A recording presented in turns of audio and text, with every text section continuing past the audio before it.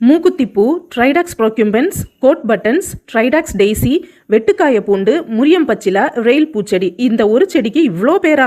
இரத்தக்காயம், வெட்டுக்காயம், மூட்டுவலி, தேமல், வயிற்றுப்போக்கு, சளி, நெஞ்செரிச்சல் பிரச்சனைக்கு எல்லாம் சிறந்த மருந்து. சாலையோரங்களில் பரவலாக காணப்படும் செடி இது. இந்த செடியில் மஞ்சள், வெள்ளை, ஊதா என 3 வகையான நிறங்களில் பூக்கும். இது சூரியகாந்தி குடும்பத்தை சேர்ந்த தாவரம். ஒரு செடியில் 1500 விதைகள் இருக்கும். அவை காற்றில் பரவி வேறு செடி முளைக்கும். கட்டாயம் இந்த செடியில் உள்ள காயை சாப்பிடக்கூடாது. காய் விஷத்தன்மை வாய்ந்தது. இலைகளை மிளகு ரசத்தில் போட்டு கொதிக்க வைத்து கிராமப்புறங்களில் சளிக்கு மருந்தாக பயன்படுத்துகின்றனர். ஏதாவது வெட்டுக்காயம் பட்டு ரத்தம் வந்து கொண்டே இருந்தால் இந்த இலையின் சாறை போட ரத்தம் உடனே நின்றுவிடும். ஆறாத புண்ணும் விரைவில் ஆறும். கிராமத்துல சின்ன பசங்க இதை தாத்தா பூச்செடின்னு சொல்றாங்க.